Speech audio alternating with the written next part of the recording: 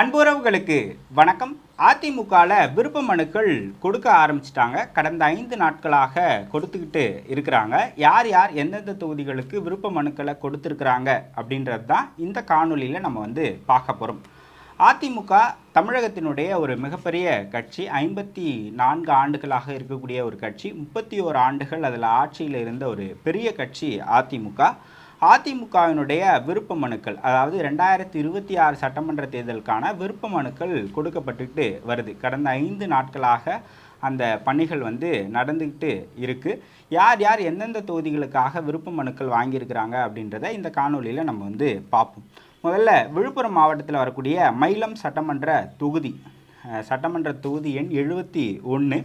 அங்கு சி.வி. சண்முகம் அவர்கள் விருப்ப மனுவை கொடுத்திருக்கிறார். தற்போது மாநிலங்களவை உறுப்பினராக இருக்கிறார். 2021 விழுப்புரம் சட்டமன்ற தொகுதியில் போட்டியிட்டு தோல்வி அடைஞ்சார். அதன் பிறகு மாநிலங்களவை உறுப்பினரானார்.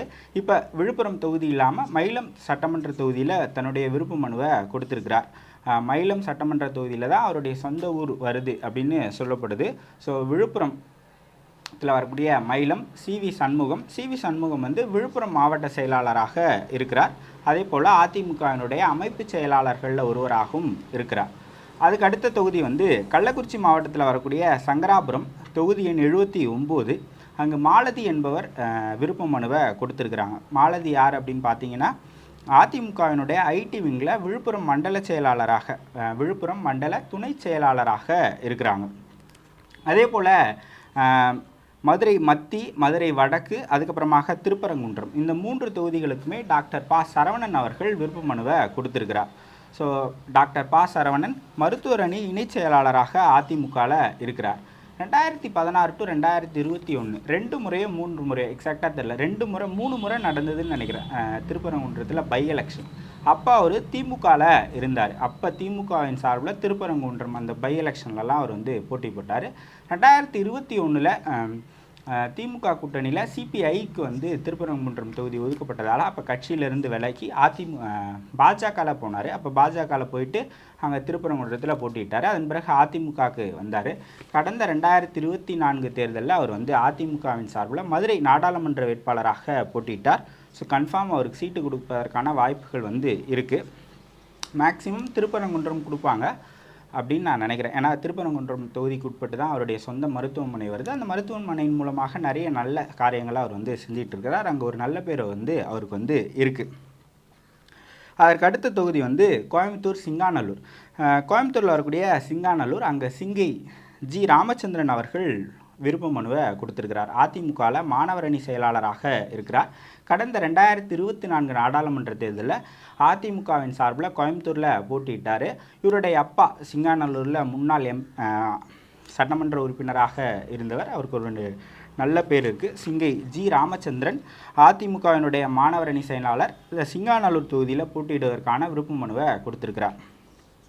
அதே போல் கோயம்புத்தூரில் வரக்கூடிய தொண்டாமுத்தூர் சட்டமன்ற தொகுதி, அங்கு எஸ்பி வேலுமணி தற்போதைய சட்டமன்ற உறுப்பினராக இருக்கிறார். அதிமுகவினுடைய தலைமை நிலைய செயலாளர். அவர் மீண்டும் தொண்டாமுத்தூர் தொகுதியில் போட்டியிடுவதற்கான விருப்ப மனுவை கொடுத்துருக்கிறார். மேக்சிமம் அவர் தான் அங்கே கேண்டிடேட்டாக இருப்பார். அதற்கு அடுத்தது மதுராந்தகம் அண்டு செய்யூர், இந்த 2 தொகுதிகளுக்கும் எம்பி தனபால் அவர்களுடைய மனைவி காயத்ரி தனபால் அவர்கள் விருப்ப மனுவை கொடுத்துருக்குறாங்க. ஸோ காயத்ரி தனபால் யார் அப்படின்னு பார்த்தீங்கன்னா, புதுப்பட்டினம் அப்படின்ற ஊராட்சி மன்றத்தினுடைய தலைவராக இருக்கிறார். அதே போல் அவங்க கட்சியில் என்ன பதவியில் இருக்கிறாங்க அப்படின்னு பார்த்தீங்கன்னா, ஒன்றிய மகளிர் அணி தலைவர் அந்த பதவியில் இருக்கிறாங்க. அதே போல் திண்டுக்கல் மாவட்டத்தில் வரக்கூடிய வேடசந்தூர் சட்டமன்ற தொகுதி, அங்கு டாக்டர் விபிபி பரமசிவம் எக்ஸ்-எம்எல்ஏ அவர் விருப்ப மனுவை கொடுத்துருக்கிறார். ஸோ இளைஞர் அதிமுகவில் என்ன பதவியில் இருக்கிறார் அப்படின்னு பார்த்தீங்கன்னா, இளைஞர், அதுக்கப்புறம் இளம் பெண்கள் பாசறையினுடைய செயலாளராக இருக்கிறார். இன்னொருத்தரும் வேடச்சந்தருக்கு கொடுத்துருக்கிறாரு. அவர் பி. கோகுல் கௌதம் அவர்கள் மாணவர் அணி மாநில பொருளாளராக அவர் இருக்கிறார்.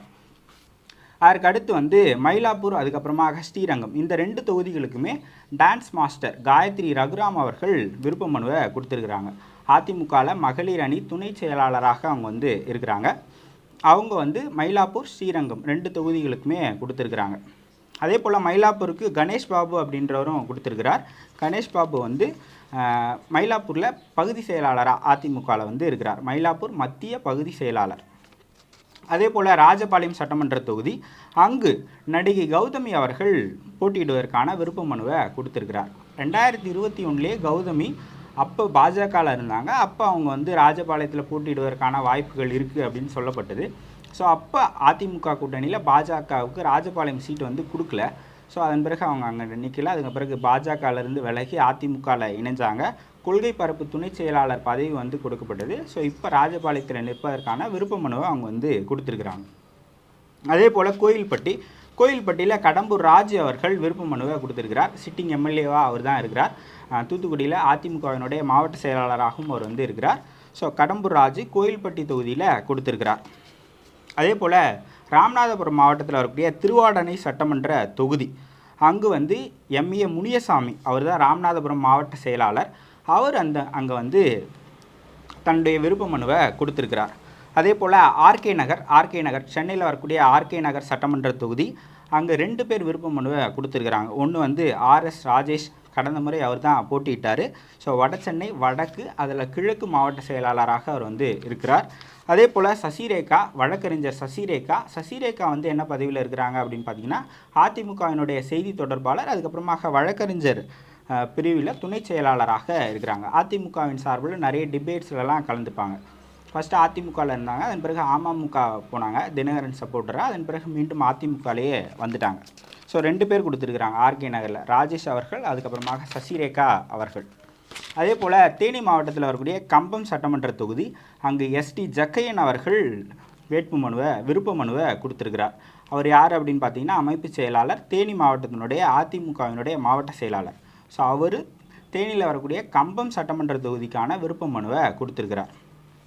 அதே போல் நம்ம அதிமுகவினுடைய வேட்பாளர்கள் யாராக இருக்கக்கூடும் அப்படின்றதில் காஞ்சிபுரம் சட்டமன்ற தொகுதியில் சோமசுந்தரம் அவர்கள் போட்டியிடுவதற்கான வாய்ப்புகள் இருக்குது அப்படின்னு சொன்னோம். ஆனால் சோமசுந்தரம் அவர்கள் உத்தரமேரூர் தொகுதிகளுக்கு விருப்ப மனுவை கொடுத்துருக்கிறார். ஸோ காஞ்சிபுரத்தில் வரக்கூடிய உத்தரமேரூர் சட்டமன்ற தொகுதி, அங்கு சோமசுந்தரம் அவர்கள் விருப்ப மனுவை கொடுத்துருக்கிறார். சோமசுந்தரம் காஞ்சிபுரம் அதிமுக மாவட்ட செயலாளராக இருக்கிறார். அவர் 2011 to 16 காஞ்சிபுரம் எம்எல்ஏவாக தான் இருந்தார். அதுக்கு முன்னாடி பீரியடில் அவர் வந்து அமைச்சராகவும் இருந்திருக்கிறார். ஸோ அவருக்கு காஞ்சிபுரத்தில் ஒரு செல்வாக்கு இருக்குது. அவருடைய சொந்த ஊர் காஞ்சிபுரம் சட்டமன்ற தொகுதிக்கு உட்பட்டு தான் வருது. ஸோ அதனால தான் நம்ம அப்படி சொல்லியிருந்தோம். ஆனால் அவர் கடந்த முறை உத்தரமேரூர் தொகுதியிலேருந்து தான் போட்டிட்டார். ஸோ அதனால் அவர் உத்தரமேரூர் கொடுத்துருக்கிறாரு அப்படின்னு நான் நினைக்கிறேன். ஸோ காஞ்சிபுரத்துக்கு யார் கொடுத்துருக்காங்க அப்படின்னு பார்த்தீங்கன்னா, தும்பவனம் ஜீவானந்தம் அவர்கள் கொடுத்துருக்கிறார். தும்பவனம் ஜீவானந்தம் அதிமுகவில் ஒன்றிய செயலாளராக இருக்கிறார். காஞ்சிபுரம் மேற்கு ஒன்றிய செயலாளராக அவர் வந்து இருக்கிறார். ஸோ தும்பவனம் ஜீவானந்தம் வந்து காஞ்சிபுரம் தொகுதிக்கு கொடுத்துருக்கிறார். அதே போல் அருப்புக்கோட்டையில் முன்னாள் அமைச்சர் வைகை செல்வன் அவர்கள் கொடுத்துருக்கிறார்.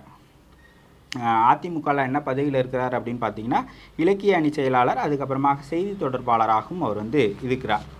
அதற்கு அடுத்த தொகுதி வந்து வேதாரண்யம் சட்டமன்ற தொகுதியில் OS மணியன் அவர்கள் விருப்ப மனுவை கொடுத்துருக்கிறார். அவர் தான் நாகப்பட்டினத்தினுடைய மாவட்ட செயலாளர் அதிமுகவில்.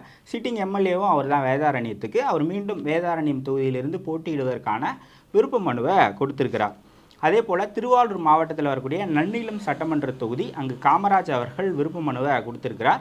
காமராஜ் அவர்கள் சிட்டிங் எம்எல்ஏ, அவர் தான் முன்னாள் அமைச்சர், 2016 to 21 அமைச்சராக இருந்தார். திருவாரூர் மாவட்டத்தினுடைய மாவட்ட செயலாளர் அதிமுகவை பொறுத்த வரைக்கும். அவர் நன்னிலம் தொகுதியில் தன்னுடைய விருப்ப மனுவை கொடுத்துருக்கிறார். மாதாவரம் சட்டமன்ற தொகுதியில் 3 பேர் விருப்ப மனுக்களை கொடுத்துருக்குறாங்க. ஒன்று மாதாவரம் மூர்த்தி, திருவள்ளூர் கிழக்கு மாவட்ட செயலாளர், முன்னாள் எம்எல்ஏ மாதாவரம் தொகுதியில். ஸோ அவரும் கொடுத்துருக்கிறார். அவருடைய மகன் தமிழ், அவரும் வந்து விருப்ப மனுவை கொடுத்துருக்கிறார். அதே போல் கண்ணதாசன், கிழக்கு பகுதி செயலாளர், XMC, அவரும் வந்து விருப்ப மனுவை மாதாவரம் தொகுதியிலிருந்து போட்டியிடுவதற்கான விருப்ப மனுவை கொடுத்துருக்குறாங்க. ஸோ 5 நாட்களாக விருப்ப மனுக்கள் பெறுவது வந்து நடந்துக்கிட்டு இருக்குது. ஸோ முக்கியமாக யார் யார் விருப்ப மனுக்கள் பெற்றிருக்காங்க அப்படின்றத இந்த காணொலியில் பார்த்தோம். அடுத்தடுத்த காணொலிகளில் யார் விருப்ப மனுக்களை பெற்றாங்க அப்படின்றத பார்க்கலாம். 23ஆம் தேதி மாலை 5 மணி வரை விருப்ப மனுக்கள் பெறப்படும் அப்படின்னு சொல்லியிருக்கப்படுது. ஸோ அதிமுகவின் சார்பில் யார் போட்டியிட்டால் அந்த தொகுதியில் வெற்றி வாய்ப்பு இருக்குது அப்படின்னு நீங்கள் நினைக்கிறீங்க அப்படின்றத கமெண்ட் செக்ஷனில் சொல்லுங்கள். இன்னொரு காணொலியில் சந்திக்கலாம். நன்றி, வணக்கம்.